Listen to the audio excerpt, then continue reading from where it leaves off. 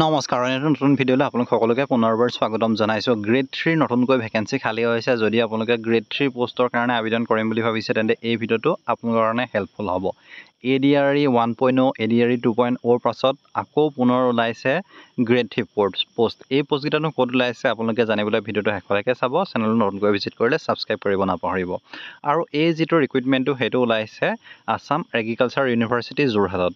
আৰু তাত যদি আমি চাওঁ তেওঁলোকৰ ফালৰ পৰা এখন নন টিচিং ষ্টাফৰ এখন নতুন ৰিক্ৰুইটমেণ্ট প্ৰচেছ আহিছে, য'ত আছে জুনিয়ৰ এডমিনিষ্ট্ৰেটিভ এছিষ্টেণ্ট, চমুকৈ যাক JAA বুলি কোৱা হয়। তাৰ কাৰণে 10টা ভেকেঞ্চি আছে, য'ত আপোনালোকে ইনিচিয়েল পে'টো 14,000 পৰা 60,500 আৰু গ্ৰেড পে' পাব 8,700 টকা।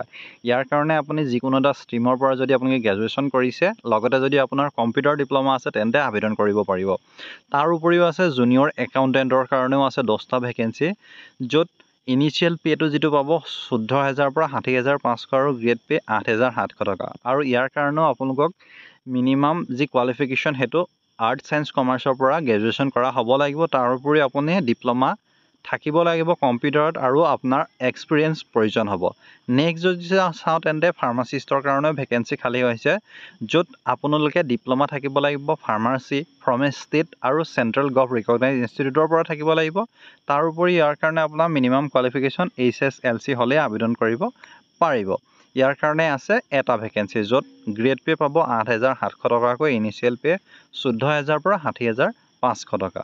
তাৰ পাছত যদি আমি চাওঁ তেন্তে ছেকশ্যন এছিষ্টেণ্টৰ কাৰণেও ভেকেঞ্চি খালী হৈছে, য'ত আপোনালোকে 12 পাছ যদি কৰিছে এনি ষ্ট্ৰীমৰ পৰা আৰ্টছ ছায়েন্স কমাৰ্চ তেন্তে আবেদন কৰিব পাৰিব। লগতে আপোনাৰ কিন্তু কম্পিউটাৰ ডিপ্ল'মা থাকিব লাগিব। তাৰ উপৰিও যদি আপুনি জুনিয়ৰ ইলেক্ট্ৰিচিয়ানৰ কাৰণে আবেদন কৰিম বুলি ভাবিছে তেন্তেও পাৰিব, য'ত আপোনালোকে 6,400 গ্ৰেড পে' পাব, য'ত ITI লাগিব আপোনাক ইলেক্ট্ৰিচিয়ানত। চ' এইকেইটা পোষ্ট আছে। ইয়াৰ কাৰণে আপোনাৰ বয়সৰ সীমা যদি চাওঁ তেন্তে মিনিমাম 18 বছৰৰ পৰা মেক্সিমাম 40 বছৰলৈকে আবেদন কৰিব পাৰিব। তাৰ উপৰি আপোনাৰ ৰিলেক্সেশ্যন থাকিব ৰিজাৰ্ভেশ্যন কেটেগৰীৰ কাৰণে। আৰু ইয়াত আপোনালোকে এটা এপ্লিকেশ্যন ফিজ কিন্তু পে' কৰিব লাগিব। যদি আনৰিজাৰ্ভ OBC MOBC হয় তেন্তে 1,000 টকা, আৰু যদি আপুনি SC ST ST H PWD candidate হয় তেন্তে 500 টকা এটা পে' কৰিব লাগিব।